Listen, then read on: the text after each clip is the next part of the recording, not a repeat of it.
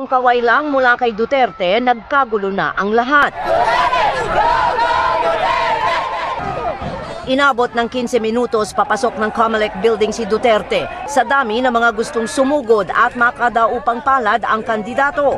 Pagpasok ng lobby, media naman ang nagkagulo sa kanya. Ayaw ko na lang mag-presidente. Magulo pala ito. Bago tuluyang pumasok sa legal division ng COMELEC, nakipagpulong muna siya sa kanyang mga abogado. Maya-maya pa ipinakita na ni Duterte ang opisyal na COC niya sa pagkapangulo, standard bearer ng PDP laban. Mga naming issue na lumalabas, kako naman siguro, once and for all, magpunta ako sa COMELEC. Tanungin ko lang sila kung okay ba yung papeles ko, dokumento ko. Pero kahit selyado na ang kanyang kandidatura, tigas pa ring deklara ng mayor na hindi siya atat na maging presidente at kung sakaling ma-disqualify, Pinidikyo ako dyan, di masabuti, walang trabaho. I will not lose sleep because I'm not the president. Nasabi ko sa inyo, hindi ako mamamatay pag hindi ako presidente. If you would notice, I have a nonchalant attitude about the presidency. Pero di na itago ni Duterte na tinamaan din siya kahit konti sa nakitang suporta sa kanya ng mga tao. Humbling and very awesome. A little bit of this in Davao, but not in this tumultuous crowd. Malungkot pag hindi ako if I cannot make it for those people who believe in me. Inamin din ni Duterte na totoong sila ang nagkomisyon ng survey kung saan iniwan niya ng milya-milya sa ratings ang mga kalaban. Siyempre magkomisyon kami para malaman namin kung manalo kami talo. Ang nananalo sa ngayon anya ay ang Caritas na beneficiary ng 1,000 sa bawat pagmumura niya. Meron na akong nabayad na doon, 3,000 na. May 50,000 pa naman ako. I-deposito ko na lang. Tapos i-debit na lang nila doon. Matapos maisaayos ang COC, pumunta si Duterte sa San Agustin para magdasal kasama ang running mate na si Alan Peter Cayetano. At para kay Duterte, ang mahalaga ay magkaroon lang ng pagbabago sa bansa. Sabi nila, si Mayor Duterte isang killer. Sabi ko, ganito yan. Destroyer daw siya. Killer daw siya. Sino po ang destroyers of life? Drug lords, criminals, rapists, kidnappers. Yan ang destroyers of life. Ano pong ginagawa ni Mayor? Mayor Duterte destroys the destroyers of life. Bakit ka magluto ng siyabo? Ipakain mo sa mga anak namin and you destroy their lives forever. Sagutin mo ang putang ina kasi pamatayin kita. Huwag mo na yung batas. Putang ina, sagutin mo ako!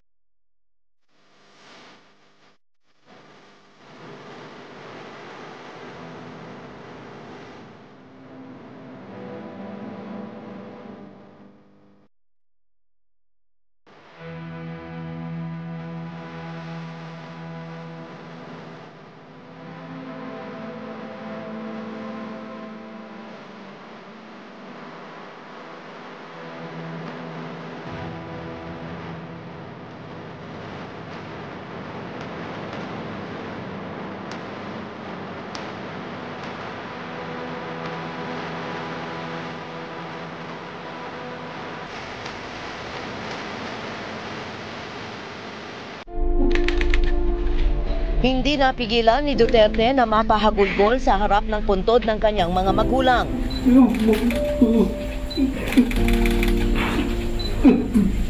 Hiningi nito ang kanilang basbas at gabay ilang oras matapos pumasok ang pangunang resulta ng bilangan. Mamuto, mga santo-santo. Mga santil mo na darang. Kung mga ampo ko akong umahan. Paginahan. Sila'y agong sampit na akong problema.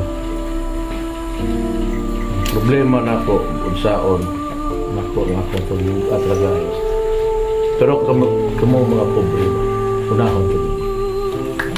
Mulat sa pool ang mga magulang, lalo na ang kanyang ina na isang guro at militante ang takbuhan ni Duterte. Kanino yung mas malakas na impluwensya sa iyo? Nanay ko. Bakit po, sir? Almost talkative.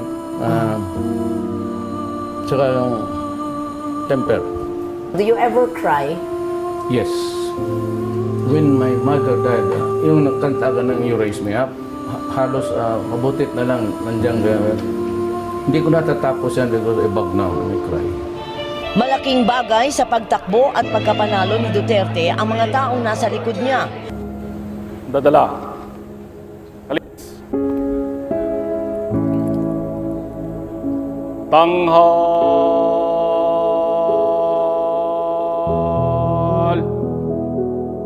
Ta! Yan, mga pinulot kawal. Tanghal. Ta!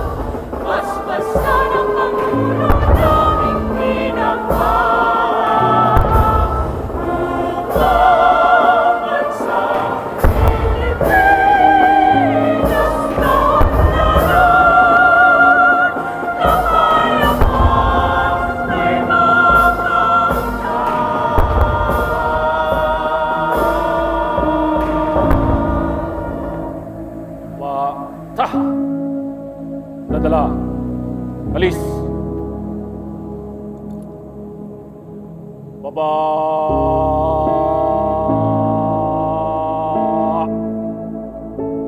Ta!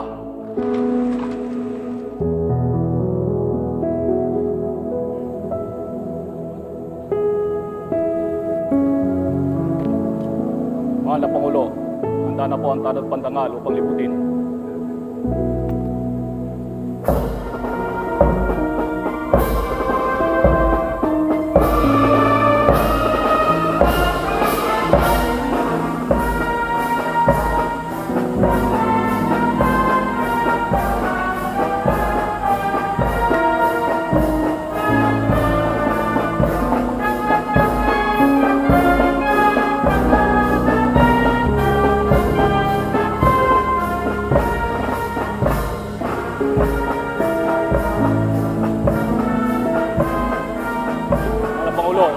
Tawad, bugay kamay. Ha! Kamay. Ha!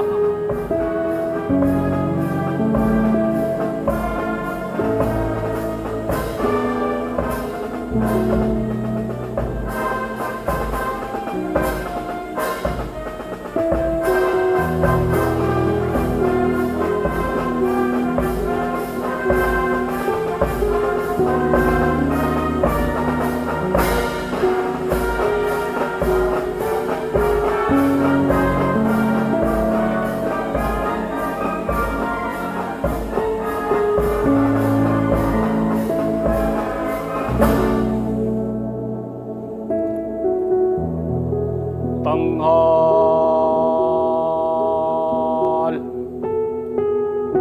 Ha! Ipunan, tanghal. Ha! Ba, ha! Dadala. Alis. Baba.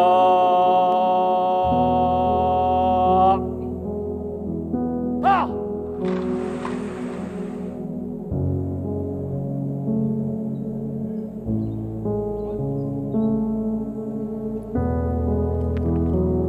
Mahal na Pangulo, tapos na po ang parangal.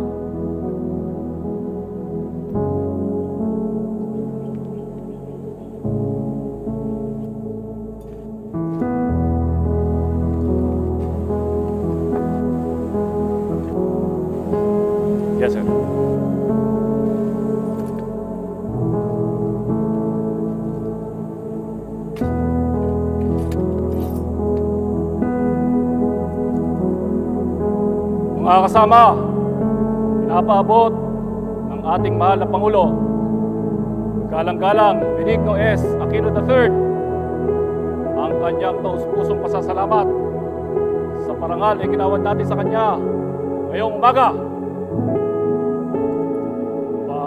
Please.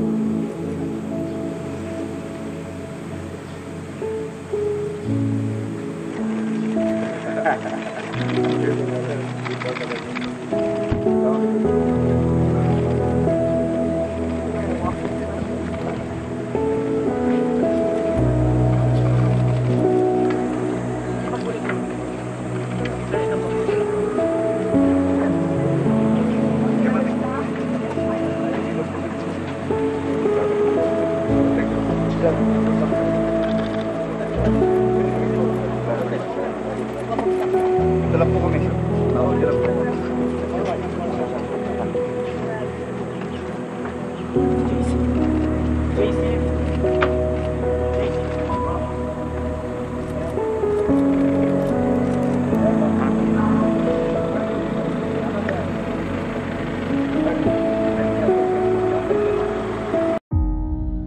Ating balikan ang video na to. President Rodrigo Roa Duterte. Sino ang makakalimot sa'yo? Panahon ng pandemic, hindi mo kami pinabayaan. The 2017 Battle of Marawi. Kahit delikado, nandun ka para palakasin ang moral ng ating mga men in uniform. You were a present president. Ang walang sawang pagsuporta sa mga batang may cancer. You displayed admirable courage when battling drugs in the Philippines. Imagine, more than 1 million drug addicts surrendered. Something that our previous leaders wasn't able to do. Ikaw lang yun, tatay. You fought corruption with all your might and made sure our OFWs feel that they are safe and loved. Sobrang minahal ka ng napakaraming Pilipino at marami kaming nag-aantay sa pagbabalik mo. You cared for our country and we truly felt how genuine you were. Mas gugustuhin ko nang magkaroon ng presidenteng nagmumura kesa mukhang disente pero hindi naman pala totoo ang pinapakita.